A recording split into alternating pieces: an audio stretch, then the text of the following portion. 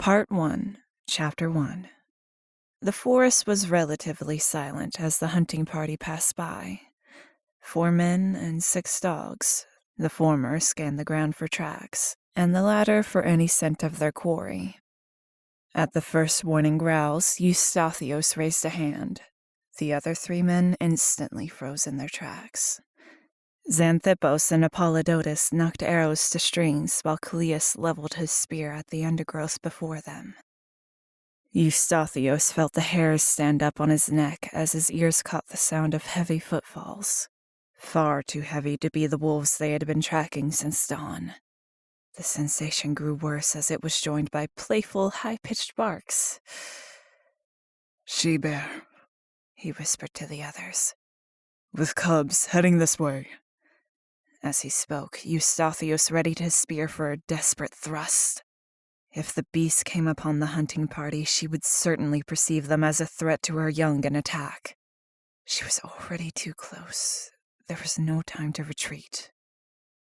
But why is she coming this way? Surely she's close enough to scent the dogs and avoid us. Suddenly, another sound reached his ears, higher in pitch than the cubs barking. He heard Callias give a sharp intake of breath. Oh, gods, is that a child? Sounds like it, Xanthippos said grimly. What now? Suddenly, there was no time for an answer. The bushes ahead trembled. The 4 hunters froze like statues, weapons ready, and the dogs snarled. The bushes parted, and 3 brown forms lumbered into the open. Eustathios had faced down many dangerous beasts in his time, but even he could not restrain a gasp of surprise. It was indeed a she-bear, and an old one. He read that in the slow, deliberate way she moved. At the sight of the dogs, the 2 cubs scrambled to hide behind their mother. Her russet fur was marred by a great pale scar on one shoulder that could have only been made by a hunter's spear. But it was not the bear itself that elicited his reaction. It was what the creature bore on its back. There, nestled between the great shoulders, was a small, dirty pink bundle. Eustathios, Xanthippos murmured. Move right. I can get a clean shot at the eyes. With such a large beast, you had to kill it instantly. Otherwise, pain and rage would sustain it long enough to kill you before the animal realized it was already dead. But before he could move, the she-bear turned her head towards the infant and gripped it in her jaws. Eustathios felt the breath freeze in his lungs as the infant screamed in protest. But the bear did not bite down. Instead, it placed the baby gently on the ground before it. Behind him, Eustathios heard one of the others muttering a prayer. The she-bear nudged the infant towards the 4 humans once, then turned away and lumbered back through the bushes, followed by the cubs. For a long moment, no one moved, not even the hounds. Then, slowly, Eustathios approached and knelt over the baby. Eustathios? Callias's voice shook slightly, and he was not an easy man to unnerve. It's a girl, he announced, gently picking the child up and turning to face the others. They gathered around to stare at the infant who was still crying from her handling by the bear. A skull cap of black fuzz clung to her scalp, and her limbs flailed uselessly in the air. What does this mean? Apollodotus asked. It's a sign from the gods, Callias declared. It must be. We can discuss that later, Eustathios said sternly. We should head home. It's still early in the spring, and the night chill will not be kind to her. The hunting party managed to return to the village before nightfall. They had pushed hard and fast, so that both dogs and men were panting for breath.